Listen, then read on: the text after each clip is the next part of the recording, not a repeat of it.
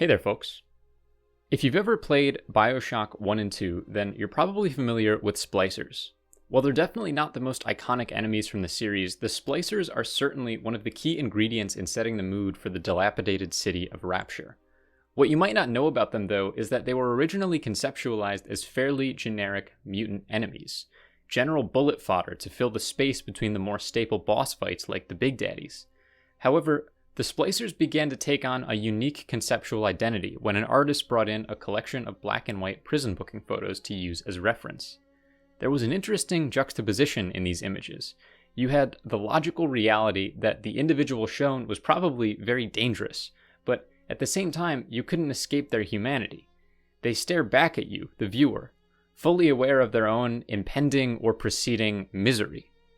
It was a unique experience, and one that belonged inside Bioshock. This concept led the art team to a now defunct website called Project Facade, looking for more references. It's a scholarly archive of early examples of cosmetic surgery, showing faces of victims before and after receiving treatment, sometimes with additional photos to document the healing process. It is these images and their use in Bioshock that I'm going to be unpacking in this video today. Take this statement as you will. It is part trigger warning, part disclaimer, and part apology. This video will include photographs of victims of extensive facial trauma. I will do my best to only show such images when it's relevant and helpful to the conversation. Also, this video is mostly a response to an essay written by Dr. Suzzanah Biernoff, someone who's frankly much more qualified to speak on this subject than I am. At the end of the day, I'm a college student who is making this video in an attempt to connect a video game that I like to an extremely delicate field of ethics and social science that involves real people with genuine trauma that I have no direct connection to. Take everything I say with a considerable grain of salt. Thank you. I'd like to start with a brief history of cosmetic surgery as a foundation for this entire video. The story of modern cosmetic surgery pretty much starts with two men, Henry Tonks and Harold Delph Gillies. During the First World War, Tonks was an established trauma surgeon who also dabbled in art, and Gillies was an up-and-comer who wanted to pioneer a new approach to facial injuries. This was an understandable pursuit, as prior to this point, most surgeons were perplexed by facial trauma, and often embarrassed when they needed to work on it because it revealed a gap in their skill. The general approach was to simply stitch everything back together and hope that it would fall back into place as it healed. This method, as one would imagine, led to mixed results at best. The thing that makes faces so difficult to approach surgically is the fact that they have a large number of uniquely shaped bone structures that are important for giving the face its shape, but they're not exactly integral to survival. Also, the face is mostly hollow.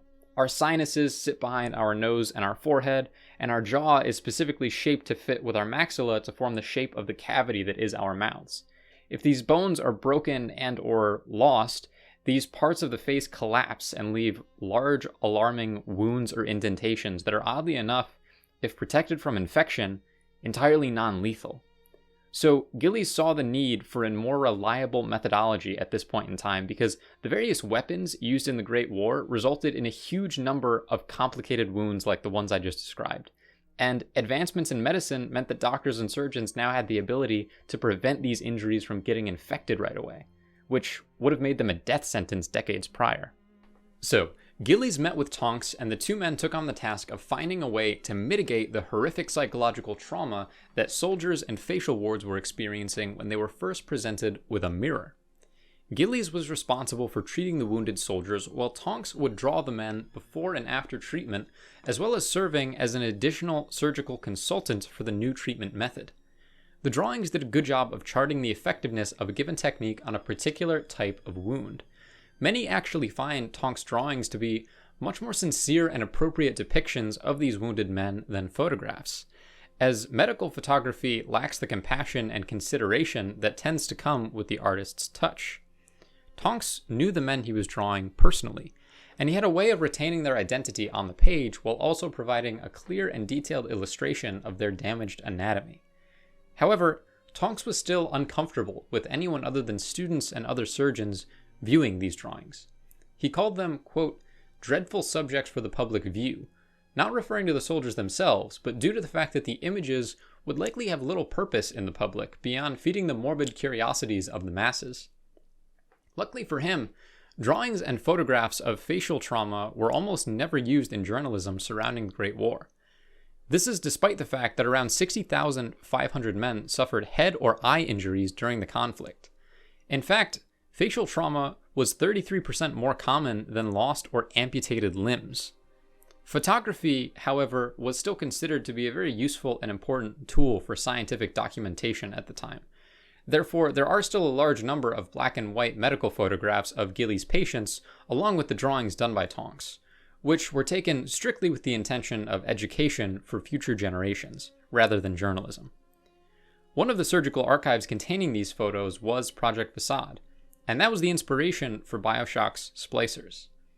So, there isn't much controversy in the concept of a game which has a fictional story to explain the facial trauma of its own fictional characters, or artists using medical photography as anatomical reference. It's actually a long-standing convention.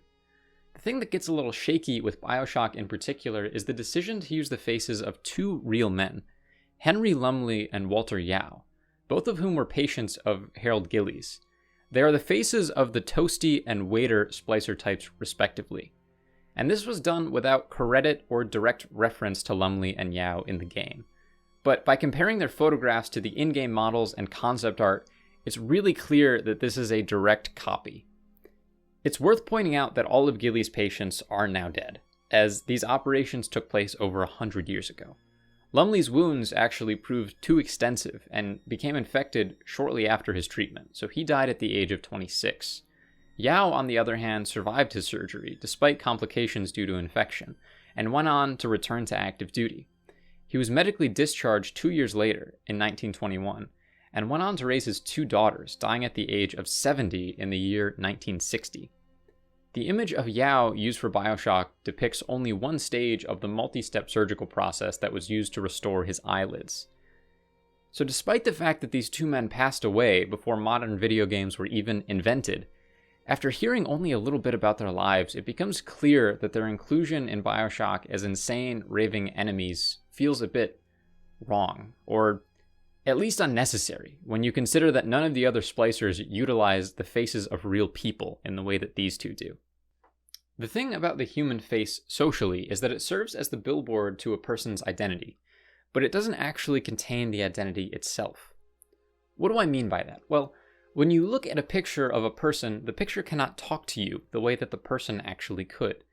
But you might look at the image of a stranger and find yourself talking to it. Maybe not literally, but you overlay your expectations onto the faces of others. You might think to yourself something like, "They have kind eyes," or "I'd steer clear of them if I saw them in person." We do this with ourselves, too. There was a time when seeing your own reflection wasn't a common occurrence, but today we look into mirrors multiple times daily, and when you look at your own face, you overlay everything that you know or think you know about yourself onto that face. You unconsciously attach it to your sense of self. Our brains try to attach character traits to facial features because it helps us to navigate the world more easily. It's how we identify friends and family. So your brain likes to treat a face almost as an advertisement for someone's personality, but it does this whether you actually know them or not. That's why using someone else's likeness without permission is often grounds for a lawsuit, because when you control the context around a face, you begin to construe an identity. The reason facial differences grab our attention the way they do is because our brains have a hard time fitting them into the library of what it's seen in the past.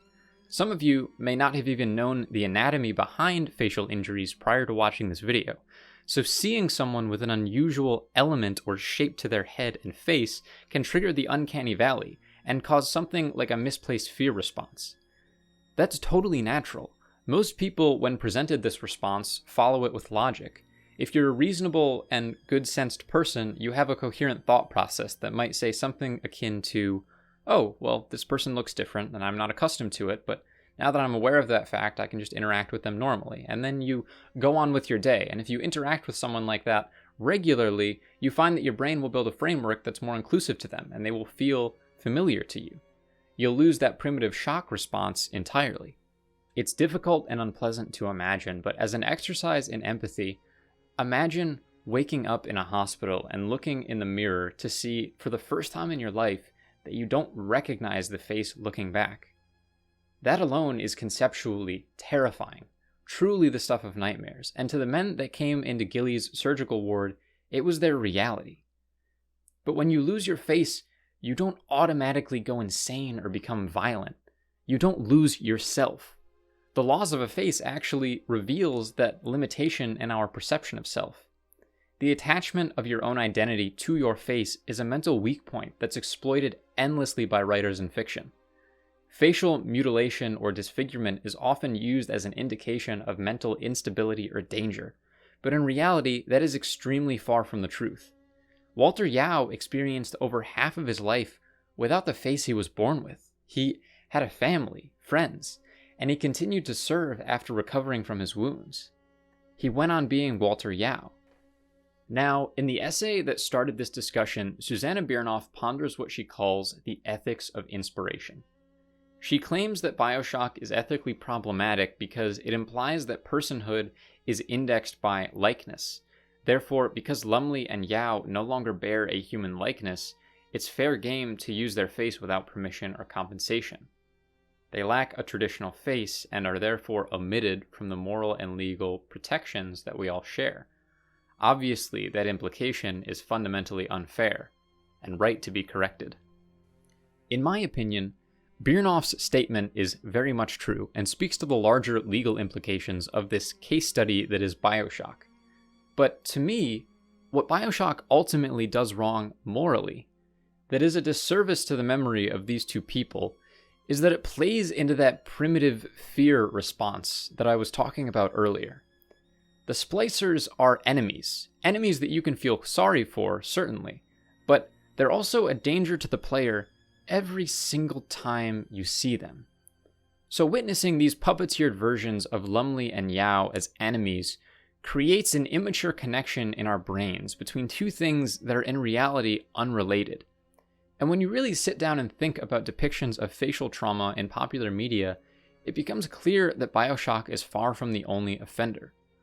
Stories want to be compelling, and being sentimental creatures, we like to think of the human face as a sacred aspect of our identity.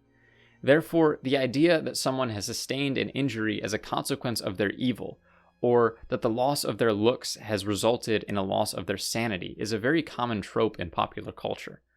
It proves our clumsy instincts right, and it doesn't ask us to question them. It validates our judgments, subconsciously, but even so. Now, let's try to figure out a way Bioshock could have done better, in the interest of informing future games and developers. I'd like to start by discussing the in-universe lore behind the physical anomalies of the splicers in Bioshock. There's actually a few possible explanations as to why the citizens of Rapture would look the way they do when we meet them in Bioshock 1. The most obvious is that overconsumption of Adam results in mutations in the subject's DNA. This would certainly explain a great deal of what we see in-game, as most splicers have some degree of bodily deformation and or skin damage on top of their facial anomalies. The second potential explanation is the gruesome artistic experiments conducted by J.S. Steinman in the medical pavilion. We literally witness Steinman mutilating a patient when we face him in the first game. There's also an audio diary which seems to depict some kind of psychotic break he had while operating on a patient. And of course, he is mentioned by name by the Lady Smith splicers, implying that he has done work on them. The third explanation is damage sustained during the Rapture Civil War. With medical stations so common around Rapture, it's likely that many people would heal themselves immediately after sustaining a serious injury, causing wounds to heal without being reconstructed properly, as those were most of the techniques that Tonks and Gillies pioneered. So for each splicer, it's likely that one of or a combination of these have resulted in their current appearance. So with this in mind, there's no reason that some of the other characters couldn't have sustained facial trauma without going crazy. Tenenbaum or Fontaine or even Ryan could have seen damage from their time in Rapture, but are instead perfectly ordinary looking. Having a normal face is used as a signifier of sanity in Bioshock, but if we take a page from Reality's book, there should be some allies with facial abnormalities. And while we're at it, probably some ordinary looking splicers too, who have only lost their minds. Maybe even some of the little sisters were scarred or burned in the hostile environment of Rapture. In a world as chaotic as Bioshock's, one would assume that injuries like this would be fairly indiscriminate, just as they are in real life. It would be a pretty small change, but it would genuinely help establish a level of familiarity with the unfamiliar to the players. Bioshock's story already kind of calls you out for automatically appealing to the tropes that the game presents you with.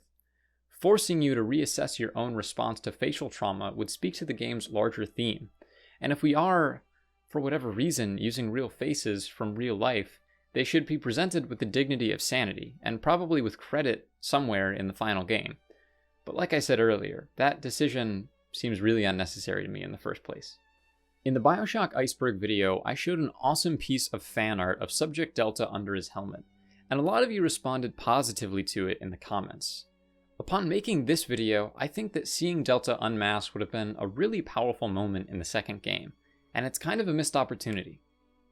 We love to play as protagonists that are voiceless and faceless, because we think of those things as identity, and we'd rather imbue those characters with our own identity, because we're the player. I'd love to play through an entire game under that assumption. A first-person experience where I can treat the mute, stoic ambiguity behind the camera as my own, overlaying whatever identity I wanted over a face that I would never be bothered to see. Shaping the world through choice, and overlaying whatever personal logic I had over those choices. Only to come to realize that the protagonist actually had a face all along. It just isn't what made them me. Hey folks, thank you very much for watching all the way through if you did. I just wanted to use the end here to say that while this video is totally a critique of the Bioshock series, it isn't an indication of my opinion on the series as a whole. They're still my favorite, but that doesn't mean that they couldn't be better.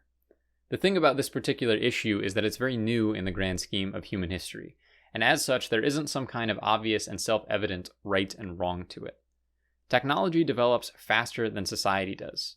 When Tonks and Gillies were around, the effect that photography was having on society and culture as a whole was a massive topic of debate.